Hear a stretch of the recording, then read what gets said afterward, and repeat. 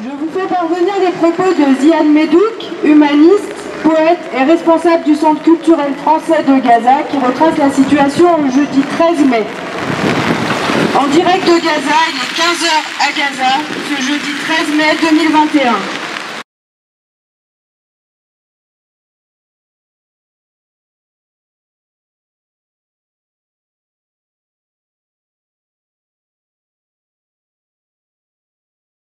Et ça continue, même en pleine fête de l'Aïd. Destruction massive partout dans la bande de Gaza. Infrastructures civiles visées et endommagées. 5 grands immeubles détruits totalement. 60 maisons détruites. 20 bâtiments publics détruits. 9 écoles endommagées. 2 universités touchées. 6 usines détruites. 3 municipalités visées. 5 stations électriques endommagées, 9 cliniques et centres médicaux visés, 18 agences de presse détruites, 3 banques détruites, 17 associations bombardées, 2 marchés publics visés, 30 magasins détruits, 10 routes endommagées, 5 coopératives agricoles touchées, 7 terrains agricoles endommagés, 2 stades visés, 8 mosquées touchées, 14 puits d'eau détruits, fermeture totale de tous les passages, fermeture de l'espace de pêche par ordre militaire israélien, population horrifiée, familles terrorisées, mais population confiante. La Palestine occupée résiste, Gaza l'agressé résiste, persiste et existe. La lutte continue, vive la solidarité, la Palestine vivra, la justice triomphera.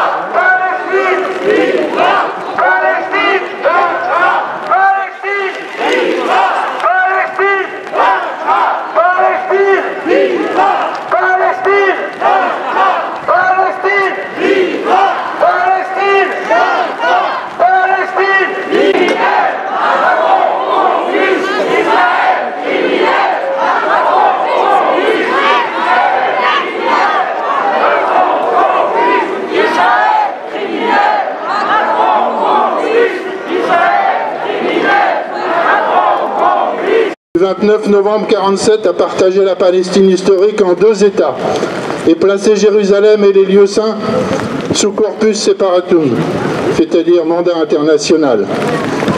Le 15 mai 1948, c'est le début de la Nakba, la catastrophe en arabe.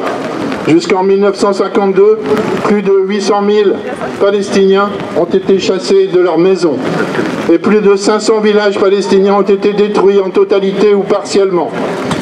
Le nettoyage ethnique de la Palestine n'a jamais cessé et s'intensifie autour de Jérusalem actuellement. Les quartiers de Sheikh Jarrah, de Silwan et le Mont des Oliviers sont particulièrement visés par les colons, les associations et les partis d'extrême droite, avec malheureusement le soutien de l'armée et des autorités israéliennes. La situation conflictuelle à Jérusalem, dans les territoires palestiniens occupés, s'aggrave de jour en jour et s'étend maintenant dans les villes dites mixtes, israélo-palestiniennes.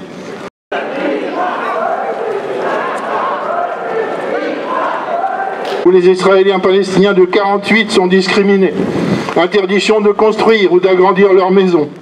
Dans les quartiers dits arabes, les services municipaux, écoles, égouts, routes, services postaux sont volontairement négligés par les Israéliens. De par la loi de juillet 2018 édictant le cadre de l'État-nation juif, tout non-juif est considéré comme un sous-citoyen. Cette situation d'apartheid est maintenant reconnue par des associations humanitaires israéliennes et internationales. En janvier, c'est l'association israélienne B'Tselem. En avril, l'organisation internationale Human Rights Watch. Ils ont publié des rapports qualifiant le régime israélien de régime d'apartheid. Celui-ci doit être reconnu et combattu par la communauté internationale.